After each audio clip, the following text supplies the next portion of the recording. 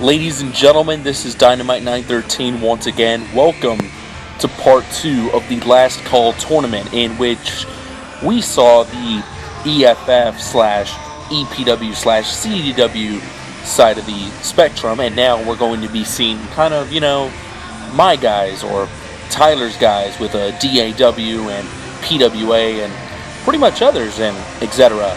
I do apologize for the hefty delay. It's been, wow, I think 18, 19 days more or less since I posted a video. I greatly apologize for that. I mean, a lot of stuff has come up again with school and personal life.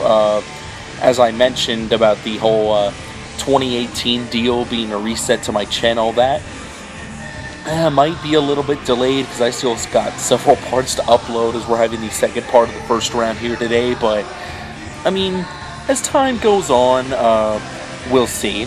I mean, who knows if this will even be uploaded on the day I'm recording because I'm on, technically vacation. But, stuff is stuff. But we're going to get ready for our our last set of 8 matches here in the first round. 16 other individuals going to make it. Again, some may have different theme songs. This is totally at random. I don't know who's in it. Wink, wink. But we'll find out pretty soon as we're going to get ready for our first contest of tonight. And, that music sounds very familiar, ladies and gentlemen. And a PWA and EPW original. Hold on, we're going to go to the back. I don't know what's going on. What the hell? And then the glass is broken too. Robinson's throwing up the... I don't know what's going on. Johnny Sparkman's music's playing, but he's laid out. Ladies and gentlemen, I don't know what's going down, but Sparkman's laid out in the back, and, well, here comes... this is a new theme song here, I believe. Hold on, I'm getting some word through my headset. Okay, here, Dill Dynamite! Oh, here comes an original of originals, ladies and gentlemen. The co-founder of DAW and the former DAW United States champion, an EFF Intercontinental champion. I mean, kind of a story on that, and it's been pretty generous when it came to CDW being a co-founder as well, and it's been a mainstay on EPW and such. And I've been told that this is originally Sparkman's opponent, and they found the man that attacked Johnny Sparkman, and they demanded that he replace Johnny Sparkman to face Dill Dynamite. So, I guess in a moment or so, we're gonna find out who Dill Dynamite's going to face. But, my God, what a way to start things off with pretty much a chaotic mystery, I'll tell you that. I mean, I'm curious as to who the hell attacked Sparkman and who... I don't know, but Dill Dynamite, ladies and gentlemen, starting things off here on part 2. And I mean, this is going to be interesting, ladies and gentlemen. I mean, this music does not ring a bell. Probably another changed theme song. Wait, something feels different. Why is the arena different? I don't know. Wait. Hold the phone? Wait, Dylan Black? What in the world? Wait, I thought he was going to be in the honorable mention battle royal. I guess Dylan Black not taking too kindly to be called a quote-unquote honorable mention. I mean, shoot, knowing his attitude, I don't blame him, but come on. I mean, now we're in the BDW arena. That's very interesting, ladies and gentlemen. Dylan Black did start off pretty much his mainstream appearances in BDW, a former BDW Intercontinental. I just thought of something. Wait, this is a rematch, ladies and gentlemen. Dill Dynamite and Dylan Black. This is their second encounter. This is a rematch from the last EFF pay-per-view, and I'm very sorry, Thane, if I get this wrong. I've been out of the loop for quite a while. I believe it was Sell Your Soul.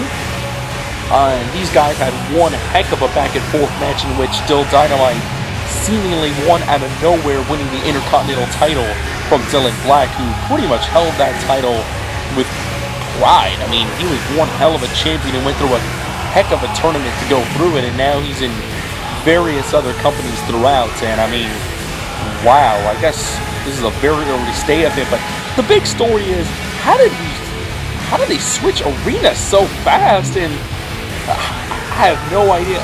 2K16, I don't know what that was, but anyways, ladies and gentlemen, we're going to have our second meeting between Dylan Black and Dill Dynamite, and this perhaps may be the final time we see these two go at it one-on-one. So will Dylan Black be able to get his comeuppance, or will Dill Dynamite score another victory? My God, what a surprise to start things off, I'll tell you that. And here we go, ladies and gentlemen. 20-minute time limit as usual. Pinfall or submission to advance. And oh, look at this. Oh, a couple of knees right there to start off. The very aggressive Dylan Black from Boston, Massachusetts, 206 pounds. Dill Dynamite, 259 pounds from Laredo, Texas. And a running neck breaker to start things off. And I mean, well, ladies and gentlemen, like I mentioned before, this is pretty much half kayfabe, half shoot kind of deal, because why the heck not? But I guess we'll start off with the latter here. Dylan Black, honestly, one of my favorite creations. Gotta thank Dylan Huff for that. I mean, hope he doesn't get mad at me saying this. I said everybody else's kind of creations, but I mean, just had the badass attitude, the badass look you just saw, and for being a little guy, can pretty much whoop some ass, basically. And oh, that super kick barely phasing Dynamite. Dynamite probably blocked it, and Dill Dynamite, well, yeah, as y'all may have figured out, if y'all watched since 2014 or so, it's your boy right here. Basically, that is me, or at least what I envision myself to be, because in real life, I mostly wrestle somewhat similar, kind of like Dynamite style. This one's maybe a bit more exaggerated, because, I mean, hey, it's a video game, why not? And the attire is just very strikingly similar, minus a few details on a standing cutter to get back the momentum. And, I mean, Dynamite's been pretty much all over. I mean, I've done... Sorry, I'm getting myself confused. Another running neck breaker. This man very fond of neck breakers, these suplexes and submissions guy that I've mentioned before. Dylan Black, just a purebred striker and a pretty good high flyer to his boot right there. I'll give him that. And Dynamite's been, of course, on DAW, EPW. Oh man, a nice running big boot, and looking to go for another one, and that time he gets flipped on his belly. Good Lord, flipped on his stomach. The momentum of those Snapmare big boot combos. But Dill Dynamite's been on DAW, EPW, the original CDW, WSX, and so much more, He's contributed a lot with his,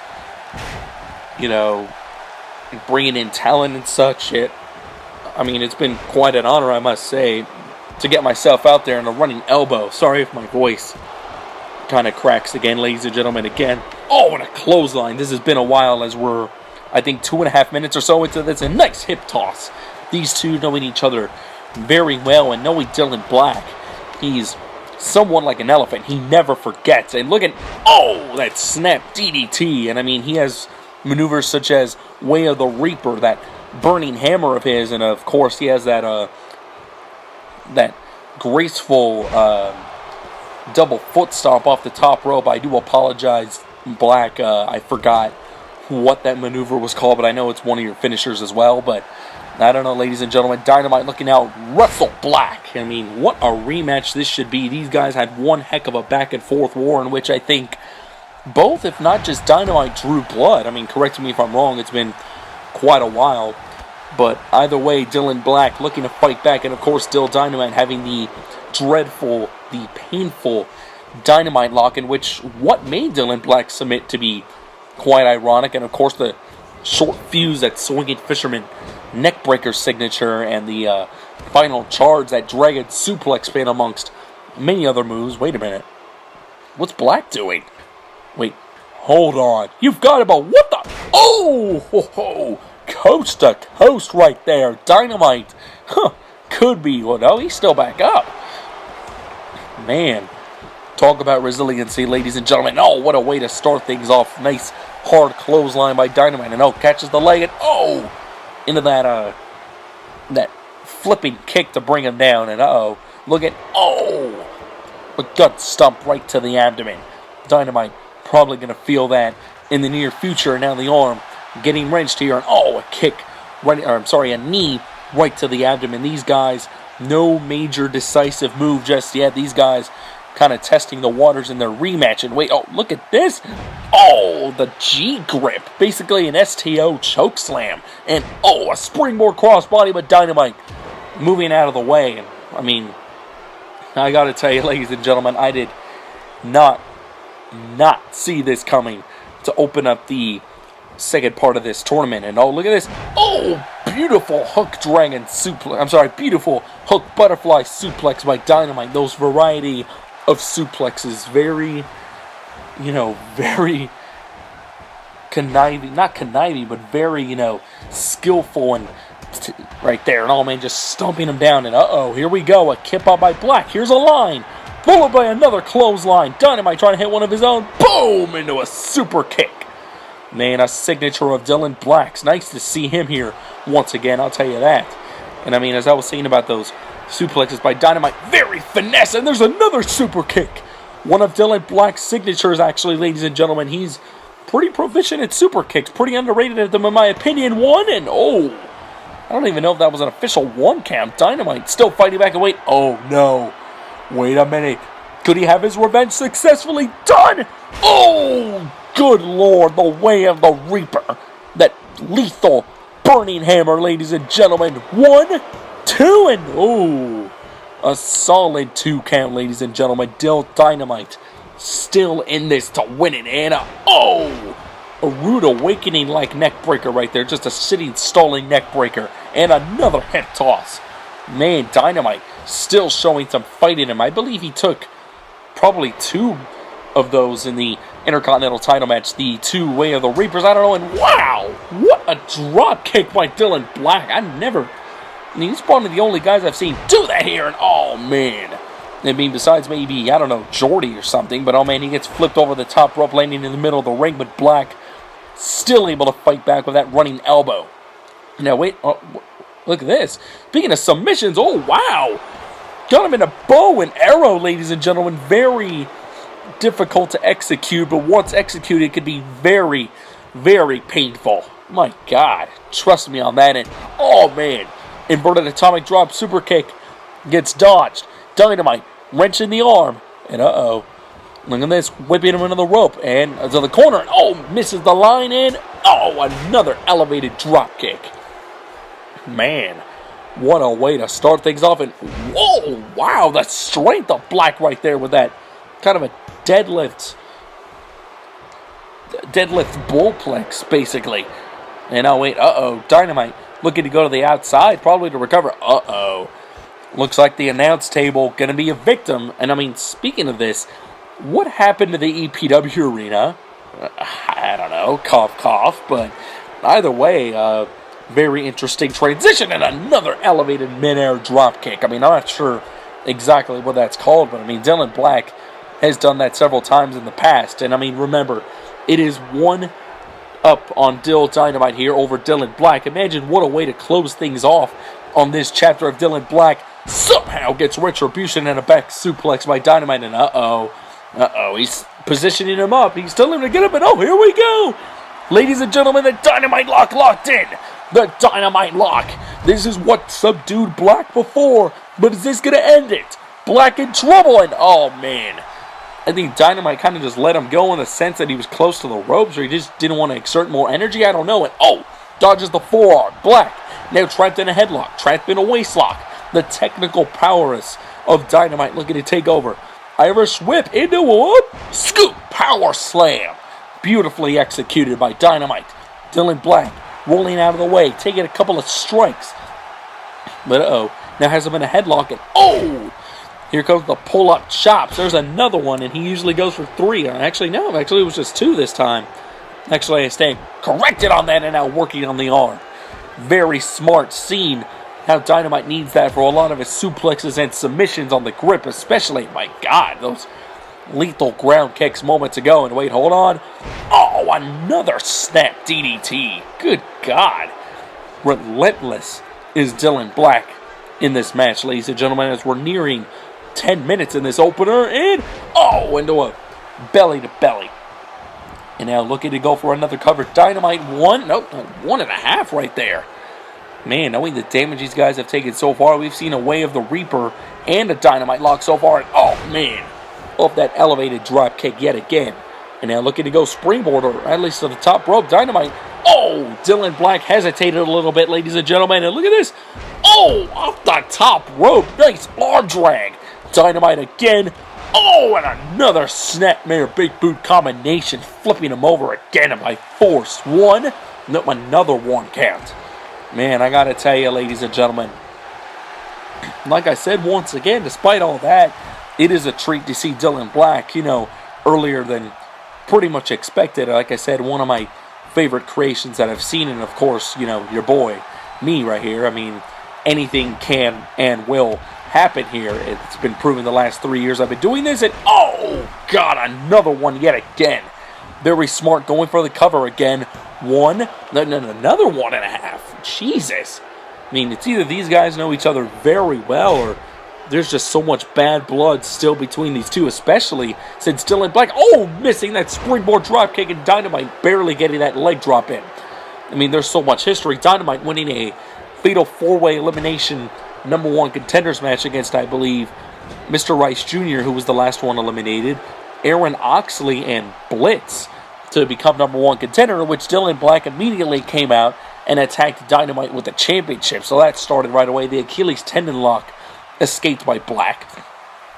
But either way, this is the rematch from, I think, EFF Sell Your Soul. I'm sorry, TJ Thane, if I'm wrong on that. And getting whipped over the top rope. Dylan Black, Jesus!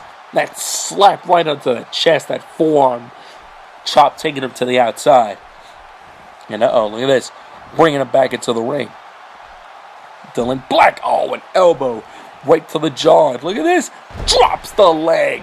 Man, drops the leg drop right on the apron. Dynamite could be in trouble. Black told him to bring it on, and Dynamite is going to bring it on. Look at this. Whips him in for, a nice neck breaker yet again. A lot of neck breakers and suplexes being delivered by Dynamite. The usual here, very diverse when it comes to those two kinds of maneuvers. Not just one of certain at a time. And, the elbow right to the jaw.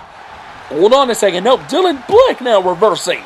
Back and forth reversals here, as you can see. Another step DDT again. Good God. Dynamite could be knocked out perhaps, and another 1.5.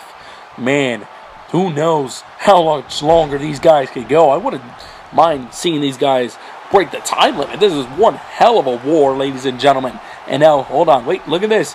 Now a collar and elbow tie-up, kind of resetting things, and Dynamite luring him in, and hold on. He might have opened up a trap. He's got him in the Dynamite lock again, and oh my God. Ladies and gentlemen, wow.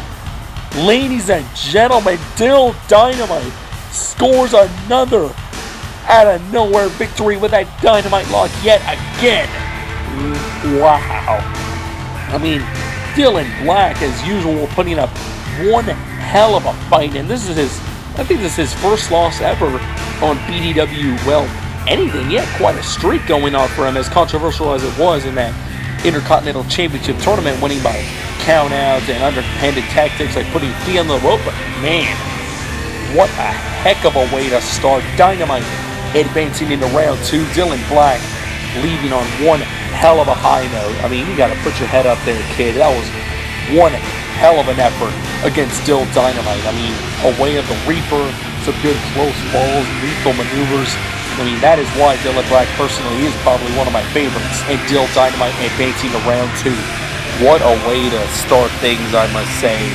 A chaotic turn of events which led to Dylan Black having a last-minute entry in what quite possibly is the match of the tournament, in my opinion. Another one alongside with Dane Bell versus Kyle Storm from Part 1. But now we're going to move on and find out to see who faces Dynamite in round 2, as we're going to get things going. And,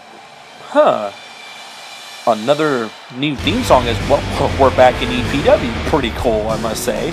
man, these guys move fast in designs have video game switches. I don't know what that was, but that's Scott Gibson for you. We know the delayed Tron and all, but oh man, here comes a guy that I personally created, a guy that I made back in SmackDown vs. Raw 2006, who's always had a very similar look, similar style with the striking, high-flying, and pretty, not innovating, but pretty brutal finisher in the Gibson Breaker.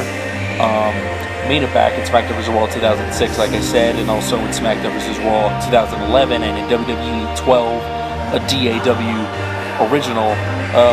A good friend of mine kind of said his style or his mannerisms, or just in general how he looks, reminds him of Peter Parker in Spider-Man 3 when he had that, phase, if you get my drift.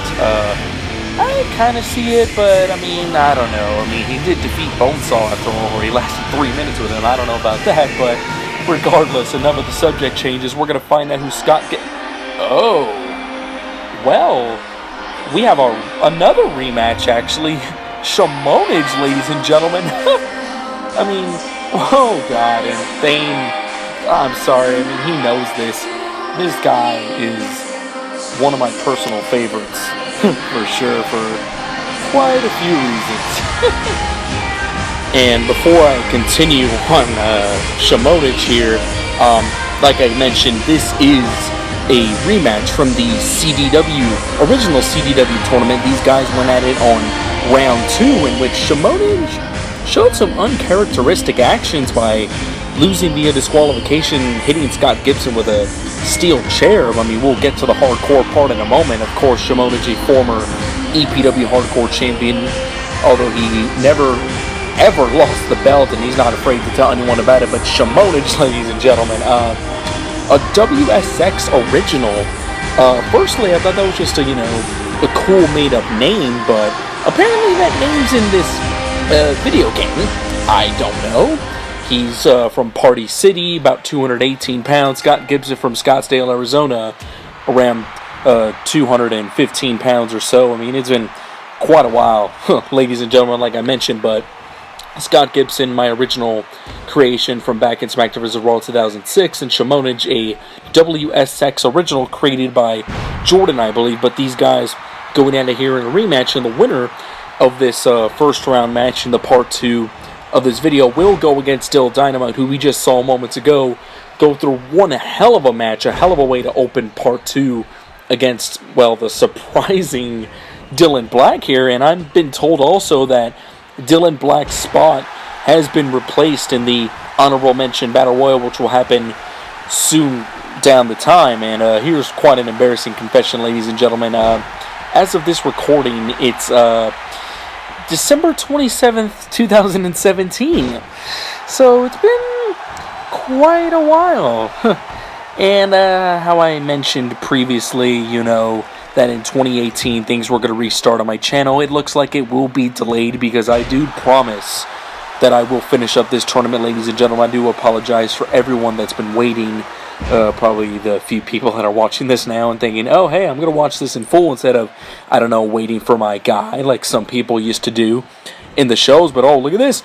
Oh, into a unique bulldog maneuver right there by Gibson. One of his several unique maneuvers. And, into the dragon screw. This has been mostly Gibson thus far as he drops the leg. Shamonage, a very, whoa. I mean, Charles Robinson, wait, what is Scott Gibson doing?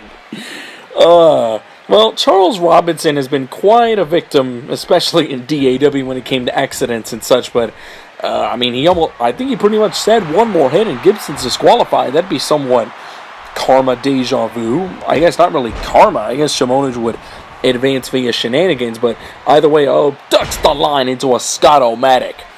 But, there's the unorthodox party lifestyle of Shamonage taking on Scott Gibson, then bumping into each other not once but twice, wrenching the arm, wrenches it again, and wow, that was one of the fastest shoulder blocks I've ever seen. Shoulder tackles, I'll give him that. And look at this, dropping the elbow not once but twice. Gibson dazed, but is he out? And now, has him in a front face lock, but no, reverses into a Russian leg sweep. Pretty interesting 2 rematches so far, and I mean, we've got 14 others that we're pretty much going to reveal for this entire round 1, whereas the Last Call Tournament Part 3, hopefully uploaded soon, note to self, if you're watching this in the future, we'll have round 2, and that'll be 16 guys remaining, and look at this, Shamonage looking to get hyped back up, and Gibson notices that as he hops back into the ring, right into a knee to the jaw. Oh, man. Gibson could be dazed for now as Shamonage looking to get back into this, the hardcore champion that never lost his belt, whereas Gibson was at one point a #1 contender for the DAW Championship before, well, yeah, reasons, this being the last video and all, sadly, dropping another elbow, but nonetheless, oh man, now that flip leg drop didn't really exactly get its mark into a side headlock here, and a knee right to the nose, and look at this, backbreaker into a neck breaker, nice reversal by Shamonage looking to get back into this, and look at this, drop kick gets reversed right into a schoolboy, 2 and no, 2 kind of weight, look at this, into a front flip pin, 2 and, oh man, the abdominal strength it takes to do that, ladies and gentlemen, as Robinson's still in position, but no, a 1.5 count, these guys somewhat knowing each other well, and nice super kick, I mean, since it's been about 2 years that these guys have gone at it. Very interesting, and a springboard diving clothesline. Scott Gibson looking to get the win. Just about 1.5. Oh man, and the drop kick gets evaded, and the elbow barely hits Gibson. Wait, no, this was the move I was talking about, ladies and gentlemen. Gibson breaker. Good night, Gracie. It looks like Shamonage may have an early exit in this last call. A rope break. Pretty lucky timing, well not timing, positioning right there is more like it, and then, running to an enziguri, continuing the work on the head of Shamonage here, 1, 2, and no, a kick out right there. Shamonage needs to find a way to get back into it as he hits that flying single leg drop kick. That's a way to start, and a kip up by Gibson. Talk about deflecting it, an elbow right to the chin, and the kick has blocked it, nice moonsault drop, wait, hold on, the drop kick getting reversed here, 2 and 3, wow, Gibson caught Shamonage out of nowhere with that reversal, ladies and gentlemen, man, a tough break right there, wow, just a little over 5 minutes in, oh man, and as you can see right there was that pretty sneaky victory roll at Schoolboy right there, I meant to say. Scott Gibson has advanced, ladies and gentlemen, as he's going to face Dill Dynamite on Part 3, I believe, in the Last Call Tournament, a.k.a. the start of Round 2. Man, another pretty much back and forth match between these two. This time Gibson gets his comeuppance over, that chair shot from the top rope he suffered in the CDW Championship Tournament, in which Gibson was eliminated in Round 3 in one hell of a matchup. And as you can see, celebrating here, Scott Gibson advancing into Round 2. And man, what an episode so far, as we're about nearly 30 minutes into it. And I mean, we saw Johnny Sparkman get unceremoniously announced, then attacked in the back and ultimately eliminated, in which was Dylan Black who did that. Talk about kicking the door down and just making a statement. And although he had one hell of a match with Dynamite, he was not able to advance, as we're getting ready for our next match. Oh, this is a very familiar theme song. Yes, it is, ladies and gentlemen. The self-proclaimed South African sensation, Devin Slash, a DAW original. And I guess another somewhat original creation of mine. This leads back to a very unique story in which I think he and another, if he is in this tournament, wink wink, are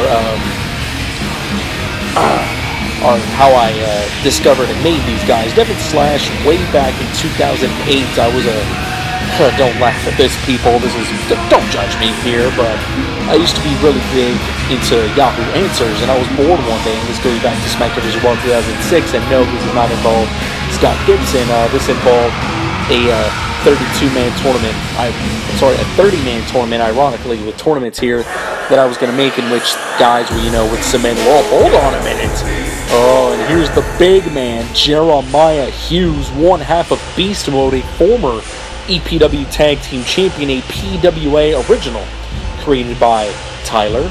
But I mean, back to the Devin Slash story very quick before we have these two go at it for the first time. Another first time matchup here from 2 rematches in a row. But Devin Slash was one of the 30 guys that was kind of, submitted, and I was given little to no info on the guy, and I decided to make him my own, and he looked pretty different. He had like a soulless white mask on and the same long hair, just darker, kind of the same build, and with the last name Slash, he kind of had a badass masked kind of not a Michael Myers gimmick, but I mean just a badass quiet masked guy until eventually I made him unmasked. Slash, ironically, with his theme song, I kind of inspired at least his hair and his look on Sean Morgan, the lead singer of Seether. If you kind of look that up, you can see somewhat of a resemblance, I believe. But oh man, look at this! Oh, into a single leg drop kick right away. Devin Slash looking to make an impact on the big man here, Jeremiah Hughes, 6'3", 262 pounds from Tulsa, Oklahoma. Devin Slash, 6'1", 222 pounds from Pietermaritzburg, South Africa. And Jesus Christ, look at those lethal strikes into a backstabber. Man, 30 seconds in, and Devin Slash looking to go hard or go home so far. And I mean, Jeremiah Hughes does have the height advantage and the championship advantage, teaming up with Jester Bryant, who I actually can confirm is in the honorable mention Battle Royal. One of the only things I will pretty much confirm, whereas everything else will be a surprise, just like the next 12 participants of the Last Call tournament throughout this video. And I mean, Devin Slash has had the momentum mostly so far, surprisingly, but here's that power. Oh, man, that pump handle toss. I don't know how Devin Slash did not fly over the top rope onto the outside of those thin purple mats, but gravity, ladies and gentlemen, can work in mysterious ways. But either way, oh man, look at this, Jeremiah Hughes getting back the momentum here as these two go at it for the first time. I mean, a PWA original, like I mentioned, in Hughes, Devin Slash starting off in DAW and the original CDW. And same thing with Jeremiah Hughes. His first, big televised run started in the original CDW. But, oh, man, look at, into a back suplex. Jeremiah Hughes getting back into this. And, another single leg dropkick, but Hughes scouted it. And now Slash scouting Hughes here as we're on our 3rd of 8 matches here on this episode. And we have another 8-matcher on the part 3 of the Last Call tournament, aka round 2. And oh man, look at those strikes. I believe that's 3 or 4, and just tosses him nearly halfway across. That's the power of Hughes, and oh man, getting punched into the abdomen.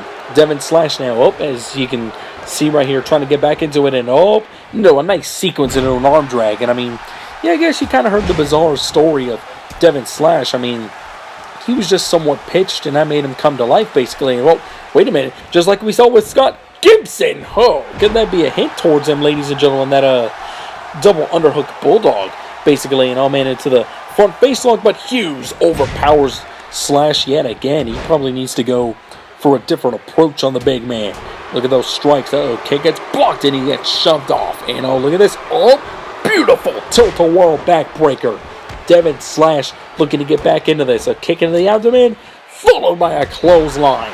Man, he really needs to go for that cover soon, ladies and gentlemen. Who knows how much longer Slash can have that advantage, because one big move by Hughes, just like that, then it could end very early. And oh man, look at this. Kick into the abdomen. That was pretty interesting. Into a big boot. Funny story about that. Frost Demon actually once did that in a match, I believe on an EPW match, and I edited that out. A little fun fact here is we're kind of, half shoot, half kayfabe, half commentary, half, whatever. Funny story about that. Everything here basically unedited, and oh man, not even a 1 count. Devin Slash, gets a huge shoulder block right there, getting flipped over, and now he's going for a cover, but a rope break. Kind of a bit of a comeuppance right there, I'm not sure. Couple of strikes by Hughes. Now wrench in the arm, looking to, I'm not sure. A knee right to the abdomen. Devin Slash, gives him a beautiful drop kick. Standing drop kick as we're nearly 4 minutes into this contest, ladies and gentlemen. the winner of this match, of course, going to face the winner of the next match, whatever that may be. Man, now just dropping the fist, and oh man, an elbow right to the chin. Hughes, looking to go for something, but Slash able to reverse with a kick into the abdomen. And now, look at this. Now Hughes returning the favor. Man, these guys have never fought before, but it seems like they know each other pretty well. Oh no! One-handed spine buster right there, or a one-handed choke slam. It's your call, but my God, and look at this. The kip up by Slash, ladies and gentlemen. That's the never say die attitude of the South African sensation, ladies and gentlemen. Beautiful tilt-a-whirl backbreaker yet again. My God, and look at this. Looking to go spring. Oh, man, nice springboard crossbody off the top rope. Devin Slash now. Oh, no, that was one of the fastest drops I've ever seen. Kind of, we saw that earlier with Shamonich. Video game going fast. Oh, you weren't really supposed to hear that. And spinebuster pin too. And just a 2 count right there. And look at this. Jeremiah Hughes wrenching the arm yet again, but Devin Slash. Irish whip now into the corner, and kind of testing the air right there, but Hughes caught him right there, getting him back into the corner, but these guys in a stalemate. Wait, where's Hughes going? Wait a minute. Oh, hey, buddy. No, come on. We saw this earlier. No. Hey, come on. Not my table. Come on, please. And now, a belly to belly into the outside. Perhaps some mind games over Devin Slash. I'm not sure. And taking his time here, Devin Slash. Whips him on the announce table on another single leg drop kick from the running position. And now drops the elbow. Referee Robinson already at 4. These guys kind of need to wake up and get back in. And look at this. Devin Slash running back in like a house of fire. Hughes still dazed, but look at this. Taking the long way to get back in. Probably seeing that Slash may have had a trick up his sleeve and needs an elbow to the chin. And now look at this. Gets into a punch. These guys going into a strike fest. Nice kick by Slash. Another kick. And another shoulder block. My God, the power of Hughes undenied. The end may be near, ladies and gentlemen. Dragging him away from the ropes. 2 and 2.5 right there. Devin Slash still going at it as he, look at his front face look. Into a Northern Lights suplex. 1, 2, 1.5. It's going to take a lot more than that. Blocks the kick. And wait, no. Hughes has him up over the shoulder. Combination cutter. The big finishing move of Hughes, ladies and gentlemen. This may do it for a very game Devin Slash so far. And there we go. Man. What an effort by Slash. But of course, the power of Hughes definitely took over. My God, as you can see, that single-handed spinebuster or choke bomb, I believe. And I mean, we saw one of Hughes' signatures before, and I think that was it, ladies and gentlemen, that single, choke bomb that he does. And there was the last near fall of the contest right before the combination cutter, I believe, over Devin Slash, who does not advance, ladies and gentlemen. And I mean, whoever's up next really has to pay attention to a guy like Jeremiah Hughes, because I mean, he is no joke. I mean, the size and sheer power of this former powerlifting champion in high school, and just basically one half of beast mode, as it says on his trunks right there. Beast. I mean, he advances into part 3, into round 2, and kudos to Devin Slash for giving it his all, but it is what it is, ladies and gentlemen. Jeremiah Hughes advancing here in this last call tournament, and like I mentioned a few more times, I mean, at least just a few times within this match we just saw, we have 12 more people to reveal, and that's going to be going on throughout this episode. And I mean, again, thank you guys for 3.5 years pretty much of putting up with me on YouTube. I cannot thank you guys enough, as we're nearly 40 minutes into this video now, and 3 matches down with 5 more to go. Let's see what we got cooking, ladies and I believe we're here we go, ladies and gentlemen. Lex Shaman, a DAW original, of course. My original creation. I made him first in SmackDown vs. Wild 2006. Quite a common game, but no, I was a fan before that. I was a fan of wrestling in general since 2003. My first game was SmackDown Shut Your Mouth, and yeah, do the math. But I mean, Like Shaman, one of my original creations, like I mentioned, and of course I made him in WWE 12 to be a part of the DAW Original 40, the DAW roster. Kind of ironic here, he has never been beaten here in EPW, whereas in DAW he had a pretty gnarly losing streak. I think he lost 13 or 14 matches in a row before he finally beat Bulldozer in a one-on-one match in DAW Superstars. And I mean, good lord, ladies and gentlemen, it was pretty bad, but he seems to have a second life here in EPW thus far, winning a tag team match, being ladies and gentlemen, speaking of tag teams, hold that thought, one half of Red Edge here, Edge Exeter, another DAW original, a guy I created on my own, who I just made in WWE 12, so that's basically his only lineage, and of course being in the original CDW and having matches here in EPW as well. As I was saying about like Shaman, he was the surprise partner for the recently eliminated Daniel Bourne, taking on the team of Chris Stevens and Kyle Stormwar. Wow, they're both eliminated as well. I just thought about it. I mean, is this going to be a curse here? I mean, he's the only guy out of those three, now four, that I've mentioned that are, still in this tournament. But I mean, Edge Exeter, no slouch either. And guess what? Ding, ding, ding. This is another first-time match. I mean, these guys have only had another encounter in the DAW Money in the Bank, in which these guys were, two of the six involved, 1/3 of the competition, as that Rude Awakening like neckbreaker starts things off for Shaman. And look at this, Shaman into a pump handle drop right there. My God. And I mean, I stand corrected on that move that Jeremiah Hughes did to Devin Slash. That was a pump handle toss, not a pump handle drop, if I mentioned that incorrectly. But nonetheless, these two DAW originals, oh wow, nice reverse neckbreaker right there, basically a reverse fisherman drop. I mean, pretty complicated maneuver to call there, but I mean, even with these guys being in DAW and having, I think, 54 episodes in all, have not gone one-on-one once at all.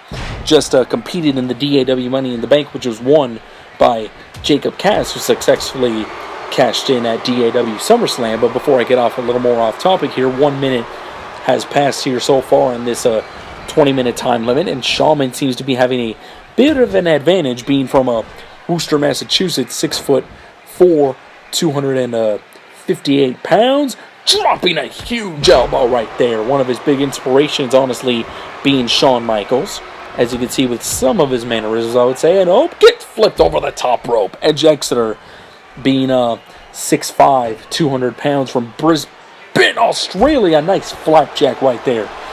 Good Lord, Exeter now getting things back under control as he took Shaman out of the ring. And a knee right to the abdomen. And Shaman now, look at this, Irish whips him back into the ring with force.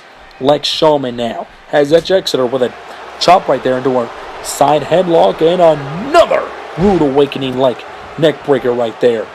Man, it started off the match and now it's continuing, and now has him in a camel clutch just 2 minutes into it. Oh man, and kind of abruptly let go. I mean, working on the head and neck area probably for a potential Shaman catapult. A very unique, devastating maneuver. Nice DDT right there by Exeter, and now gets shoved. Shaman, with a nice fast clothesline right there. Kicking into the abdomen, into a big boot to the skull. And now going for a cover here. I think he's, I was about to say, I think he's too close to the ropes, and that kind of proved my theory. Drops him on his back. That leg sweep right there. And now, Exeter punching his way out, and God, eats a jumping flashback right there. Kind of like a reverse hook DDT. My God, for a guy like Shaman's size, he does move pretty damn quick and has some unique maneuvers. And wait, look at, man. Basically a throat stun right there off the bottom rope into a beautiful knee breaker right there, a face breaker. My God, and now Exeter looking to get things back under control on his own accord, and eats a couple of elbows for his trouble, as we have 10 more guys being revealed in this last call tournament, and the clothesline gets countered right into a flapjack. And now look at this, dropping the knee of Shaman, working different body parts, ladies and gentlemen. As he gives him a couple strikes, the rolling elbow gets blocked into a running bulldog. These two men going back and forth, ladies and gentlemen. Wait, what's Shaman doing? Wait a minute, Shaman. Oh wait, no, please. I just fixed that. God, whatever, guys. Okay, no one's gone through it, I believe, thankfully. Ugh, fingers crossed. I don't know. It's been quite a while, like I mentioned. Shaman, oh man, just clotheslines. Exeter right onto his back, off the top, and looking to go for a double underhook something, I'm not sure, but up. Gets reversed into a Samoan drop. Oh man, and up the kick. Gets deflected, and look at this. Into a schoolboy pin, one. Oh, not even a one. Oh man, Shaman, scouted that very quick again with that jumping flashback yet again. And now, looking to be dragging him into the middle, I meant to say, going for the pin, and nope. Kicks out at one right there. Exeter still has some weight. I was about to say he still has some fight in him, but I don't know. Shaman catapult. Oh man, he got him with the Shaman catapult, ladies and gentlemen. 1, 2, and wow. Wow, that finished off Exeter, ladies and gentlemen. Good lord.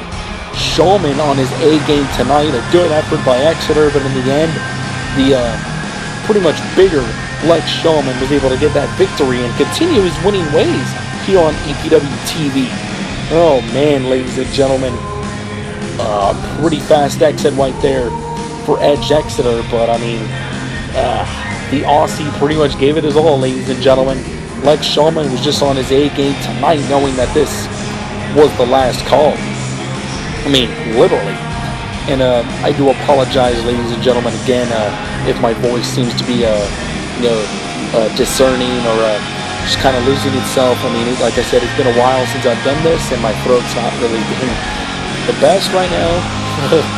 I don't know, but actually, I stand corrected. There are 8 more guys that are to be revealed. See, memory kind of jogging me here. I guess it's vacation mode from, school and everything, getting back into things. But Lex Shaman advancing into part 3, into round 2 of the last call, and he makes it to the Sweet 16, basically, as his music pretty much died down.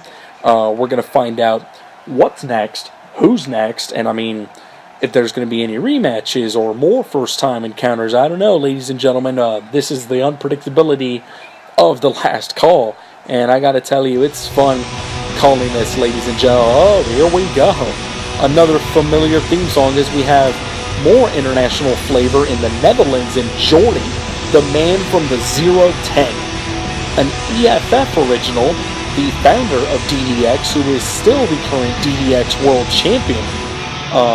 Jordy has had some pretty good runs in the original CDW and, of course, in EPW, and was going to be in the Ultimate Challenge ladder match, the match in which where you could cash in up to anytime within a calendar year on the EPW champion. So Jordy, one of the original 6, going to be in there. Of course, like I said, DDX original, and was going to be a part of the opener for DAW Night of Champions for hopefully rebuilt, reestablished, rebranded DDX. And I do apologize, Jordy, if you are watching this. I gratefully do apologize for not being able to have that, uploaded as the opener of DAW United Champions, because all I needed was DAW Superstars, basically, to be uploaded. I'm not sure if it was uploaded. I have to double check that once this is uploaded, first of all. And we were going to pretty much be set. And wait, is this Rob E? Wow. One half of the Brosevs, a PWA original created by Tyler, again. One half of the Brosevs alongside Paulie O, a EPW Hardcore champion who won it in a Fatal 4-Way elimination match. I mean, don't forget about that. Has had a few shots as well against tag teams, against the likes of the Blood Brothers and I believe the Navajo Nation, or Beast Mode. Correct me if I'm wrong. TJ Thane, it's been quite a while, but a first-time matchup here between Jordy and Rob E. This is going to be very interesting, ladies and gentlemen, as this tournament continues. Both men tying up dead center in the middle, and having the advantage, Rob E. standing at 6'1", 231 pounds, I believe, from the Jersey Shore. Jordy standing at 6 foot, 227 pounds from Rotterdam, the Netherlands. So, I mean, international flavor here, the Jersey Shore versus the Netherlands. So that's going to be pretty interesting. And, oh, man, just flattening him face first. Rob E having a slight edge in the opening seconds of this contest. And now wrenching the arm. Oh, into a pull-apart clothesline. A pull-forward clothesline, I believe. Man, Rob E looking to impress here in this singles match. And, oh, man, just drops to a knee for that jawbreaker. Jordy, the more experienced of the two, getting back into this. And, wow, judo arm toss right there. Jesus. I'll give him that, ladies and gentlemen. And now, from behind, nope, into a snapmare. These guys going at it back and forth, it looks like. Has him in a front face lock. Rob E. Oh, no, just gets flattened right there. Kind of a payback, I'm guessing, from Jordy and Rob. Wheelbarrow German suplex. Good Lord. Shades of a man who advanced in part 1 in Thane Bell. Oh, man, just kind of dropped it midair. I don't know how that's possible, but nice hip toss neck breaker and drops the elbow right to the nose right there and drops another one. The underrated aggression of Rob E being put on display, ladies and gentlemen. Kicks into the abdomen and the punch gets blocked. Front face lock. And, drops Jordy nearly onto the top rope and possibly to the outside in a beautiful elevated drop kick right there. Jordy looking to get back into it and another drop kick. Man, Rob E in trouble here as we're nearly 2 minutes into this matchup. Match 5 of 8 on this video. And up into a belly to belly. Rob E getting back into it. And now, look at this. Nice drop kick. Pretty much a short running drop kick from that man. Now wrenching the arm, looking to slow things down a bit on Jordy. But Jordy able to get the other upper hand, I meant to say. And got a knee right to the abdomen. And wait, what's Jordy going for? Oh, and another running knee. Good Lord. And wait, what's he doing? Wait, no. You've got to, wow. You've got to give Jordy credit right there. Deadlift powerbomb. Doesn't take an ordinary individual to lift 231 pounds off the ground like nothing. Wrenches the arm off and into a shoulder tackle.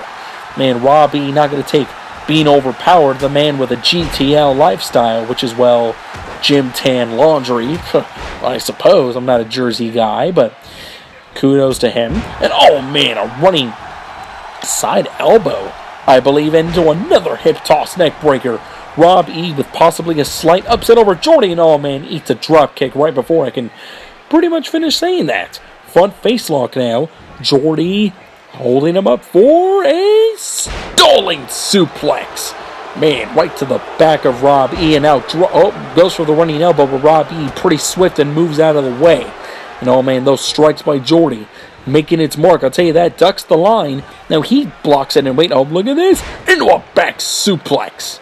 Oh, man, Jordy looking to possibly close things, and just kind of knees the arm. Ouch. Now going for the cover, and not even a one.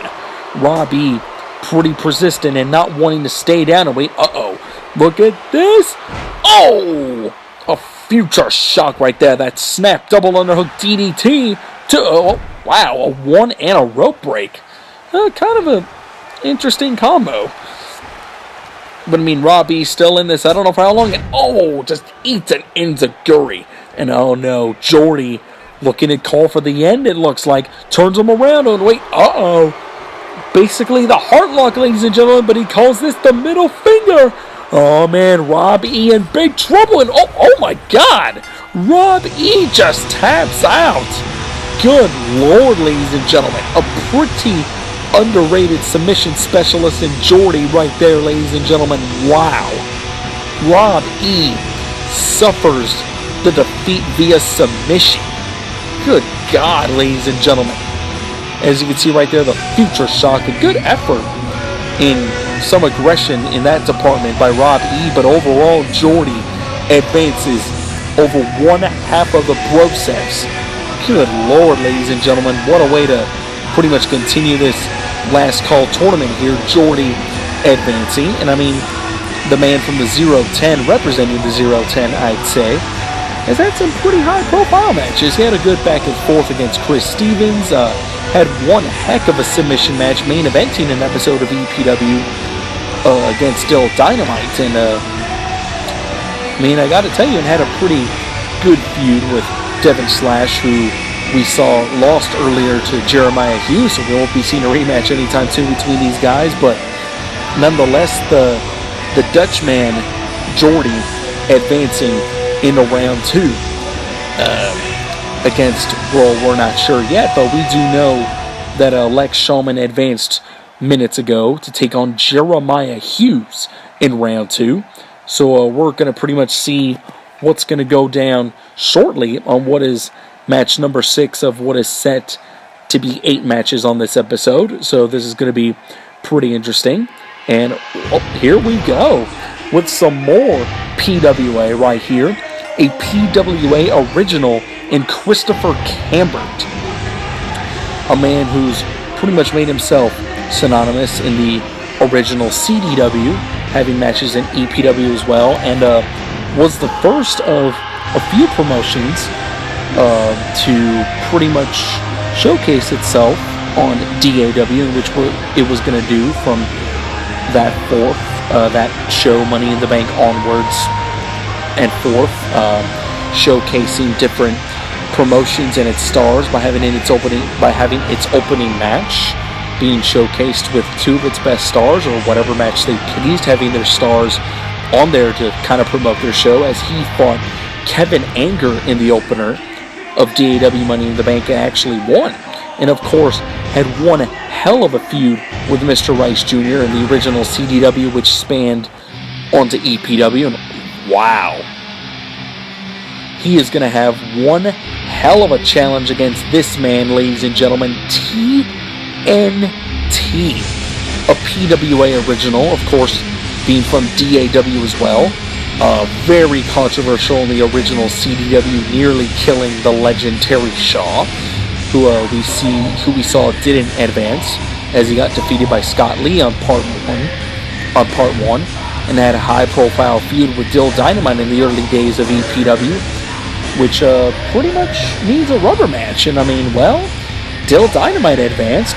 TNT has yet to advance or get defeated. So, hey, now you never know, but he's going to go through Christopher Cambert, who's definitely no slouch, of course, being a smaller man as well.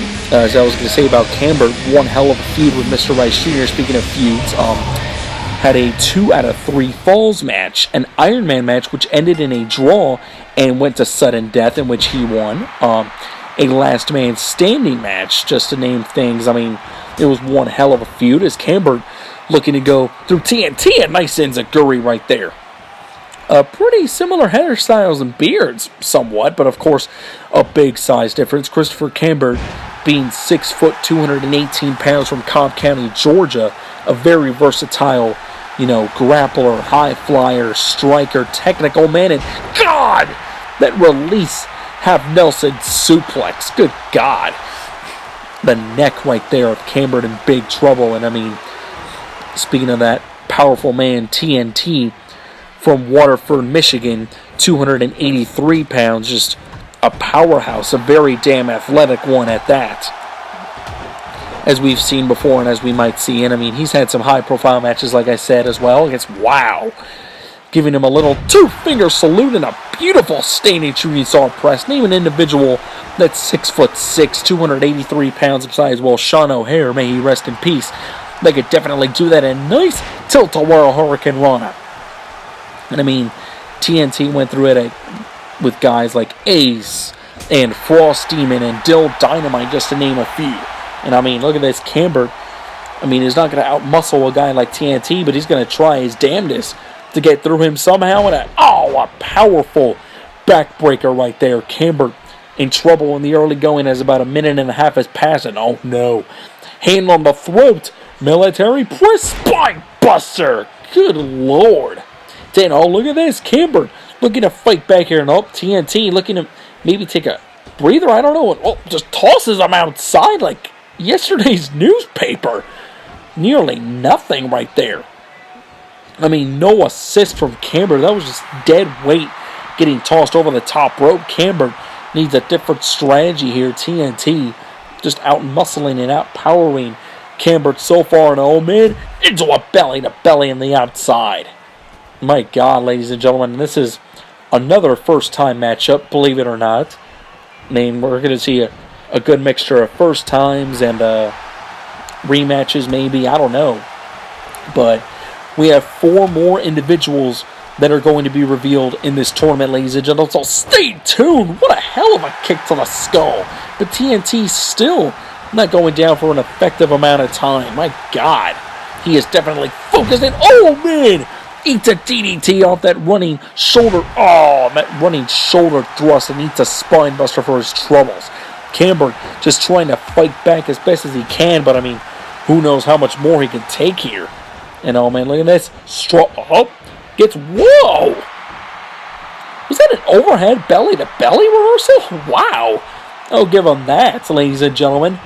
Oh no, now gets whipped into the corner, and oh man, dodges the Enziguri. TNT on his game, and oh man, gets jawbreaker for his trouble here. Camber, look at this. Oh, whoa!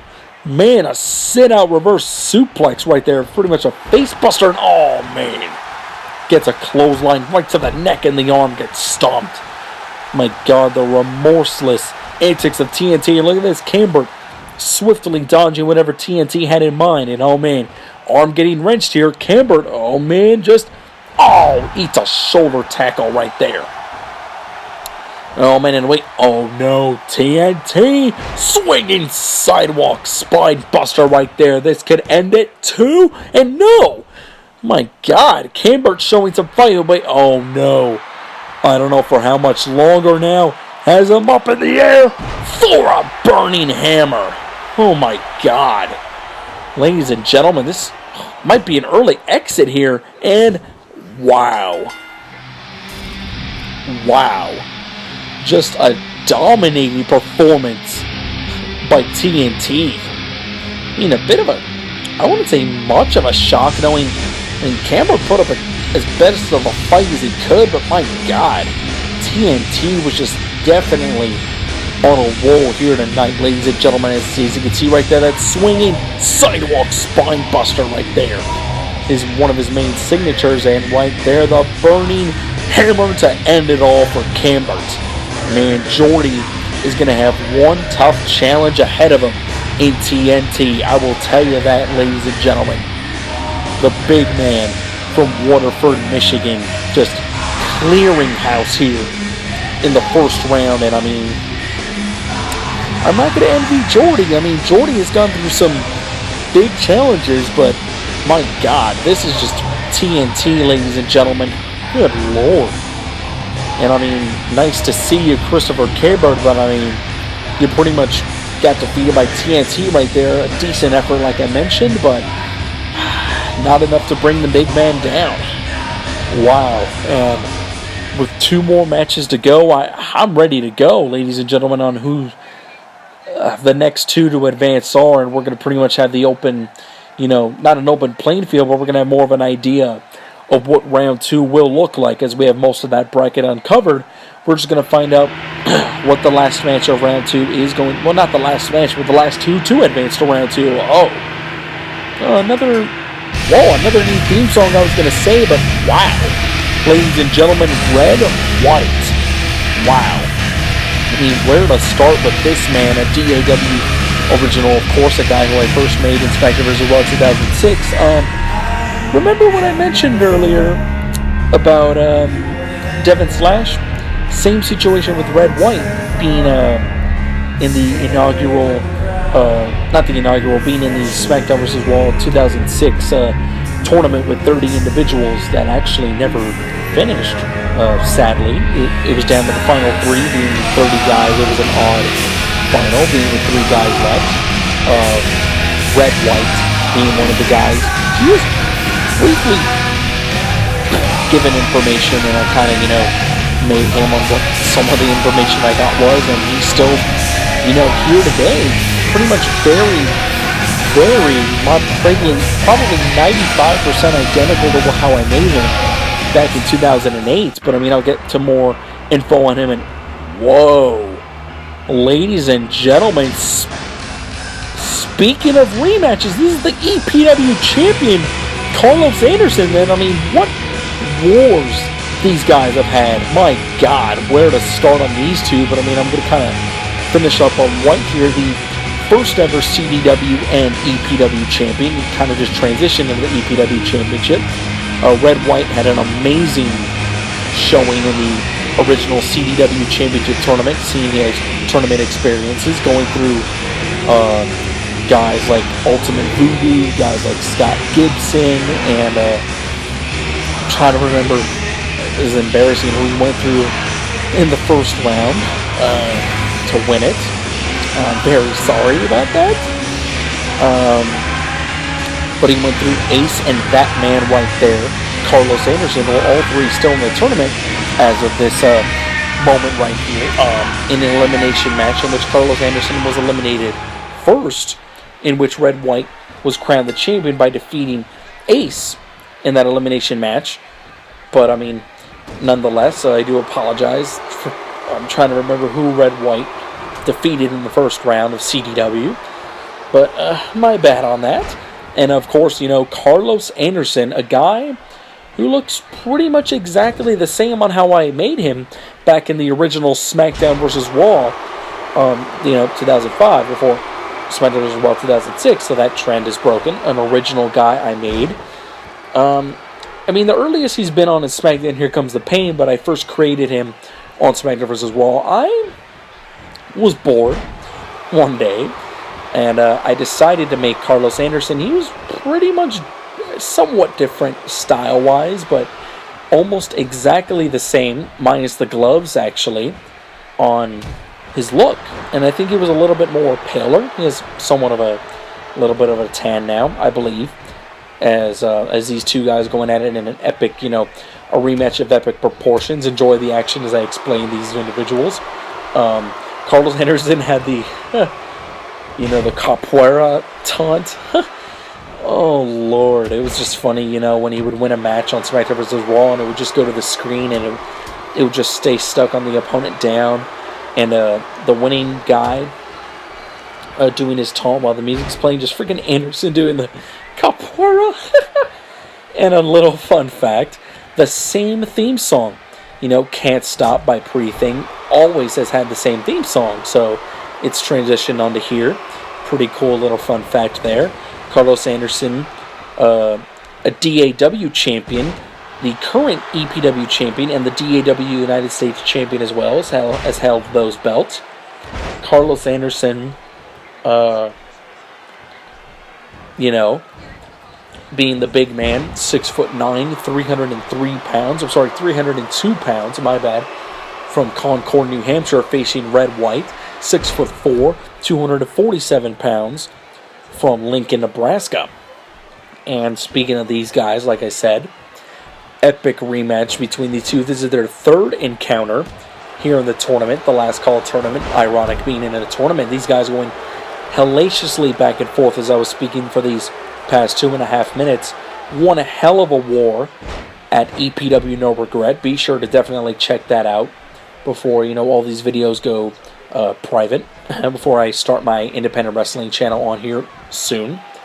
One hell of a first blood match, which featured tables, chairs, steel steps, the announce tables, you name it. And then these guys had another, grudge match in Red White's rematch for the EPW title at Ground Zero, in which Carlos Anderson won again. And I mean, a powerful spine buster right there.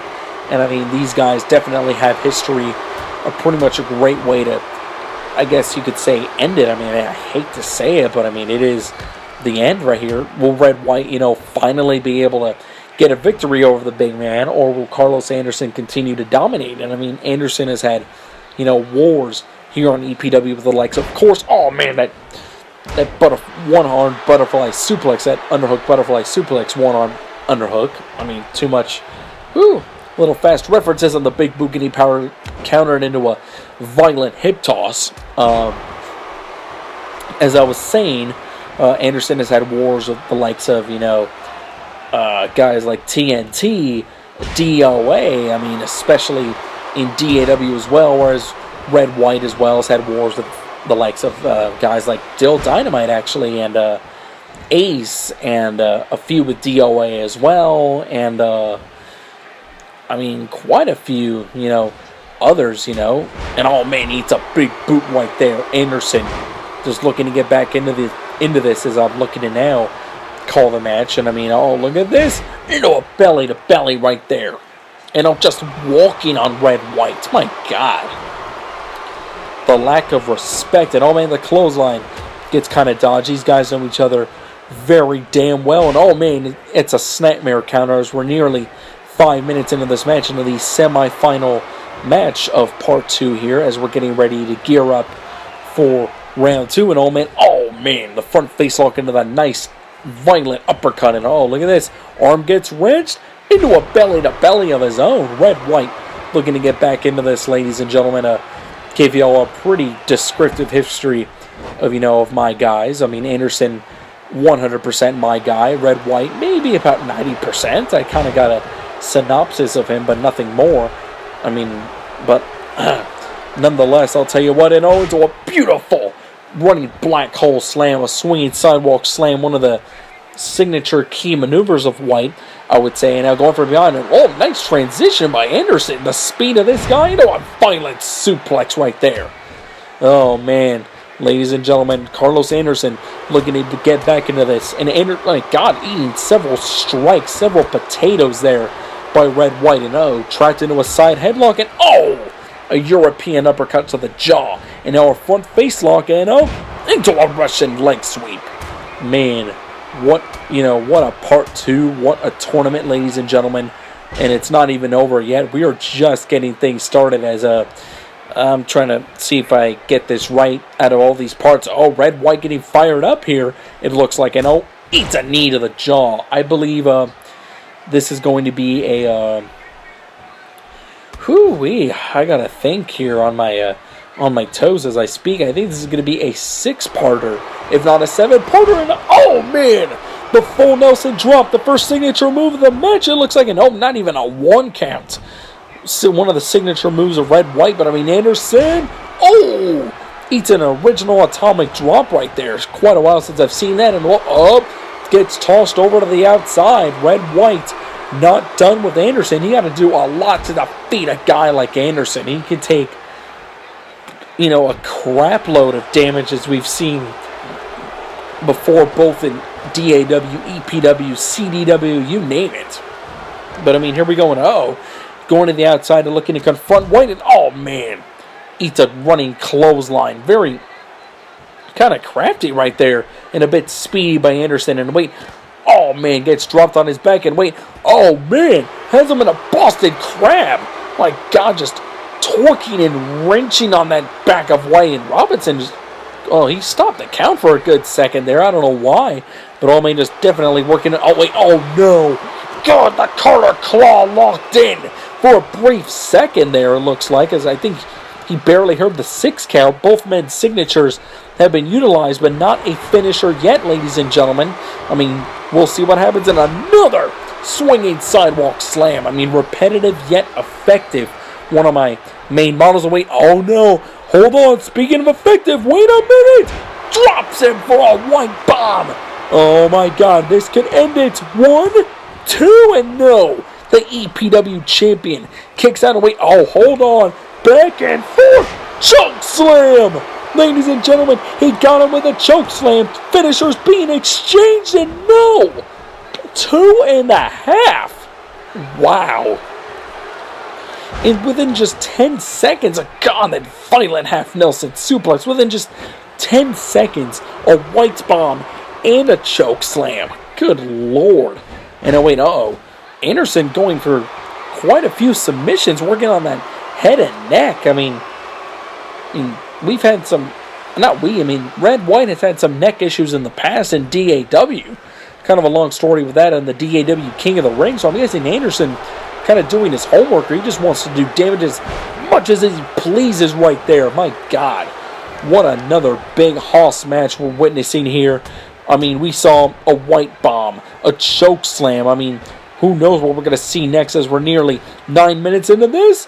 Back suplex by White, having another gasp of air here, and oh man, Anderson just keeps getting back up every time, and it seems to be somewhat quicker and quicker.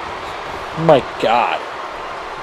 And I mean, I don't envy probably who's going to be the last two guys revealed, because I mean, either Red White or Carlos Anderson is one hell of a tough, match to get through, knowing their size, strength, resiliency, you name it. And I mean, nice overhead belly to belly we just saw by Anderson off that reversal. Red White still trying to get back in. What the? No! What a beautiful German suplex. But no, Anderson still shoving him off like it's nothing. Oh, kind of wiping off his nose right there, showing that he's no stretch, basically. And oh, the big boot gets blocked into another big boot. What a match we're seeing away. Oh no, another Carter Claw. Just literally taking the soul out of Red White. My God, is he going to pass out, ladies and gentlemen? That is a huge-ass claw, ladies and gentlemen, coming from a 6'9", 302-pounder. I mean, White is dazed away. Oh, no. Has him up. Choke slam. Good Lord, ladies and gentlemen. This is the second one. Could this end Red White's journey to the last? Oh, man. The journey to the last call was halted with a choke slam. Wow, ladies and gentlemen. These two did not disappoint yet again. What a heck of a back and forth match with, various big, powerful moves, strikes, near falls. I mean, we saw a White bomb, and I mean, he just took two Carter Claws, two choke slams to subdue the first ever CDW and first ever EPW champion Red White. My God, ladies and gentlemen, Carlos Anderson advancing. My God, we got big hosses, big guys like TNT, Carlos Anderson, Frosty, and Crazy Wolf. Those big guys advancing. I mean, I'm sure I may have missed a few, but I mean, that's at the top of my head right now as we're done with our semi-final match here, leading up to our last match coming up in a moment or so, and the winner having to face Carlos Anderson. Good grief right there, I gotta tell you that. I don't know, ladies and gentlemen, but this is going to be one heck of a tough man to take out of this tournament. Wow. What a night in which we saw Johnny Sparkman getting taken out backstage, replaced by Dylan Black, in which he got defeated by the advancing Dill Dynamite. As we saw him advance, as we saw Scott Gibson advance, Jeremiah Hughes advance, Lex Shawman, Jordy, TNT, now Carlos Anderson. I apologize if we missed anyone, and here's our final matchup. A new theme song to end things. This looks very, very familiar. Wow. Ladies and gentlemen, Dead on Arrival. DOA. My God. Wow. A DAW original, an original creation of mine, being a part of the DAW 40. I made him since WWE 12. It's kind of been going since there. Debuted with an impact on the original CDW, taking out Frost Demon after an epic I Quit match with Dill Dynamite that ended in a no contest. Has been pretty prominent in EPW. Of course, the DAW King of the Ring in 2015, a DAW United States champion. DOA, just a huge individual, and I mean, I wonder who the hell he's going to face here. I mean, this is not going to be a... Oh! Oh! Okay.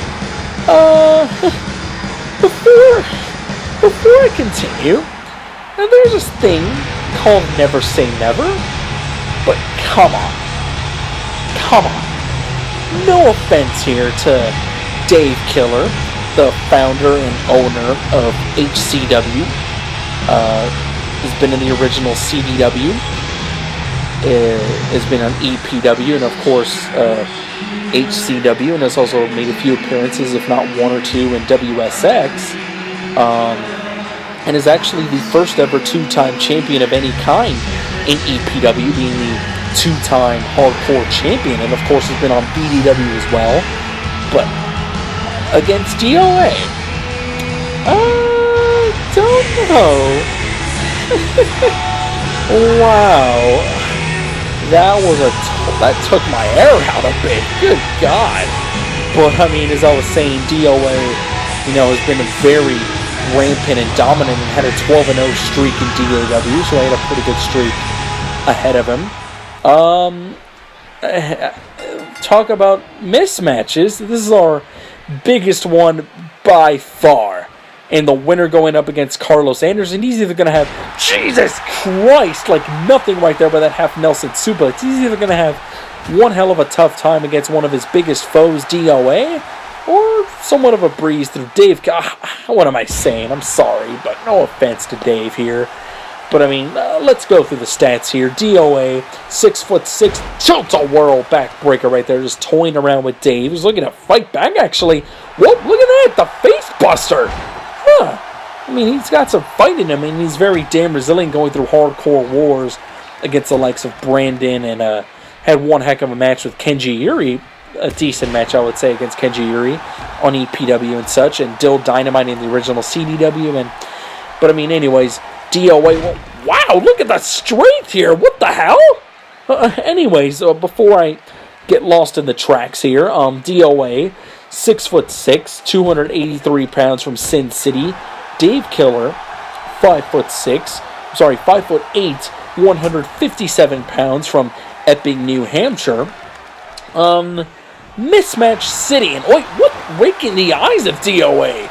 I mean, I don't see much Dave Killer as much of a smart fighter here, just a hardcore, put body on the line kind of guy. Oh my God, the knuckle sandwich of DOA. And I mean, in actuality here, DOA could have probably finished off Dave Killer maybe 45 seconds ago, give or take, but DOA is the kind of guy that likes to play around with his prey before he finally puts them down. I mean, case in point against the rookie year of Kyle Storm, defeating him in about 2 minutes, nearly 2 minutes. I mean, just about over that. Could have finished him off at maybe 30 seconds. I mean, now, maybe not so much, seeing how much he's improved and elevated himself. But I mean, DOA just probably taking his time here. But I mean, Dave Killer giving an actual decent fight as he bellies DOA. Anything could happen, like I said, but I mean, I don't know about this. I don't know at all. Just tosses him back into the ring like nothing. Now going for a quick cover here. 1.5 right there on the two-time EPW Hardcore Champion. I mean, I don't know, ladies and gentlemen. A very interesting way to close things off. I mean, imagine the headlines if somehow Dave Killer were to advance over DOA here, dead on arrival. But I don't know. I mean, don't stop the presses yet, ladies and gentlemen. I don't really see that, ladies and gentlemen. But then again, it took the Cubs 107, 108 years to win a World Series. I don't know, but this ain't no Chicago Cubs game, ladies and gentlemen. This is the last call tournament, and just wiping off DOA right there. A bit of an insult, I would say, before he went for that knee drop. And I mean, DOA, I don't know if he's cutting Dave Killer some slack or underestimating him, or Dave Killer's been doing his homework. Did he just power slam DOA? What the hell? But I mean, Dave Killer's been pretty doing dang good. Wait a second. Oh no, as he calls this, oh man, that delayed swing and reverse STO, one of his signatures, and oh man, a 1.5 right there. Wait, hold on a second. Hold on. No. Wait, no. What? No. A DKO out of nowhere. Hold on a minute. 1, 2, you've got to be freaking... Oh. Good grief. What a hell of a close call. My God. A near damn well parade, and congratulations were in order for Dave Killer if he were to pull that off. My God, and now DOA. Oh no. Oh man, the full Nelson head slams. Jesus. And he's not finished yet. God, and a clubbing axe head over to an elbow drop. Nice 3-move combination. My God, DOA not amused by the fact of that near fall. And speaking of that, another 2 count, this time on the hands onto Dave Killer. And oh man, front drop kick getting DOA down for a split second. Wait, oh no, has him up for a consequence. Good night. This may end it, ladies and gentlemen. But then again, Dave Killer is very damn resilient. I'll get to that probably in a second too. And what? Okay, I don't know anymore. My God, Dave Killer kicking out at 2. My God, double under a single underhook suplex right there. The strength of DOA. I mean, Dave Killer went through 20 freaking minutes of Hell in a Cell with Frost Demon surviving so much damn damage. I don't know about that. So, I mean, I'll give him that in the resiliency department, but DOA is a whole nother story. My God. He's not fiddling around anymore. 2 gigantic elbow drops. I mean, the size of DOA's biceps bigger than freaking Dave Killer's head here. And oh man, another running kitchen sink knee. Now going for the cover yet again. Oh man.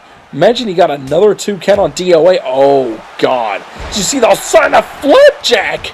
Oh man, wait a minute. I smell blood in the water. Is DOA busted open? Oh my God. Wait, oh no. And oh, that reverse kick right there. My God, I think DOA is just frustrated. Wait, oh no. Violently grabbing Dave Killer. And wait, oh no. Has him in that near gory stretch. And oh my God. What? Oh my God. He just stretched the hell out of Dave Killer. I mean, imagine that. I mean, DOA lifts 6 times the body weight of Dave Killer. No joke. I just did the math in my head right now. He just crushed, absolutely crushed Dave Killer with a Canadian backbreaker submission. God, you're damn right. I would have passed out or tapped out at that point. And I mean, especially with blood running cold off the bandana of DOA, forget about it. What a hell of an effort by Dave Killer, I will give him that. But forget about it, ladies and gentlemen. Carlos Anderson and DOA in round 2. My God, we're going to have another hellacious war, ladies and gentlemen. My God. Thank you, ladies and gentlemen, for watching part 2, for watching the entire round 1.